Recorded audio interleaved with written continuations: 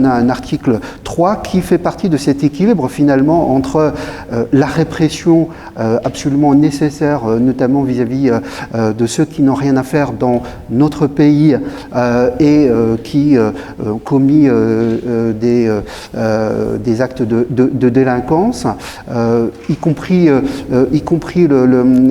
des sanctions vis-à-vis des passeurs, mais on doit également faire en sorte d'avoir une meilleure intégration de toutes celles et ceux qui veulent épouser les valeurs de notre République, notamment avec un doublement ou un triplement notamment des moyens dans la maîtrise de la langue française. Ça avait été le cas déjà à l'occasion du projet de loi Asile-Immigration en 2018. Là, nous le renforçons encore plus parce qu'il nous paraît important que la maîtrise de la langue soit une condition sine qua non et indispensable pour une très bonne intégration. Et dans cet équilibre-là, on a également un volet qui est important et qui est demandé, sollicité par de nombreux chefs d'entreprise que je rencontre au regard des tensions sur le marché du travail.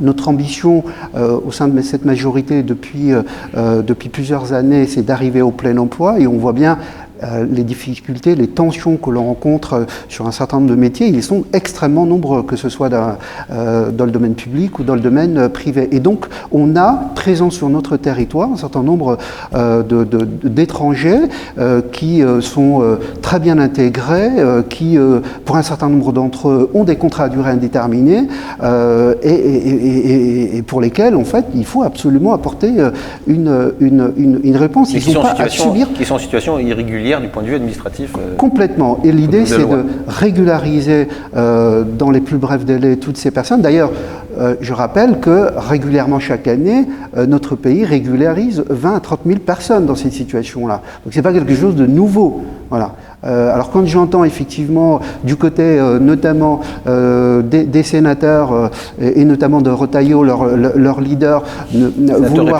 et des républicains vouloir supprimer cet article-là, je pense que c'est pas du tout une demande du terrain, en fait, celle que j'entends, et c'est pas non plus la mienne.